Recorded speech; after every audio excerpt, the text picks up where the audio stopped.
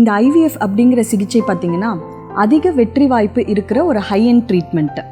So குழந்தையின்மை அப்படிங்கிற complaints இருக்க எல்லா தம்பதியர்களுக்கும் இந்த ஐவிஎஃப் அப்படிங்கிற சிகிச்சை தேவைப்படாது. மேஜரான ஃபர்டிலிட்டி இஷ்யூஸ் இருக்க தம்பதியர்களுக்கு மட்டும்தான் ஐவிஎஃப் அப்படிங்கிற ட்ரீட்மெண்ட் தேவைப்படும். ஃபார் எக்ஸாம்பிள், மனைவியோட வயசு 35 வயசுக்கு மேலே இருக்குது, கருவுறுதலுக்கான கருமுட்டைகள் எண்ணிக்கை மிகவும் குறைவாக இருக்க தம்பதியர்களுக்கு இந்த ட்ரீட்மெண்ட் தேவைப்படும். மற்றும் 2 பக்கம் கருவணு குழாய், அதாவது ஃபெலோப்பியன் டியூப் பிளாக்னு சொல்லுவோம், 2 பக்கமும் டியூபல் பிளாக் இருக்க பெண்களுக்கும் இந்த ட்ரீட்மெண்ட் தேவைப்படும்.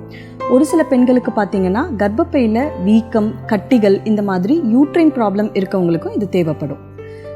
அடுத்து ஹஸ்பண்டோட ஃபேக்டர்னு பார்த்தோம்னா உயிரணுக்களில், அதாவது ஸ்பெர்மில் உயிரணுக்களோட எண்ணிக்கை, அசைவுத்தன்மை இதெல்லாமே குறைவாக இருக்க தம்பதியர்களுக்கும் இந்த ஐவிஎஃப் அப்படிங்கிற ட்ரீட்மெண்ட் தேவைப்படும்.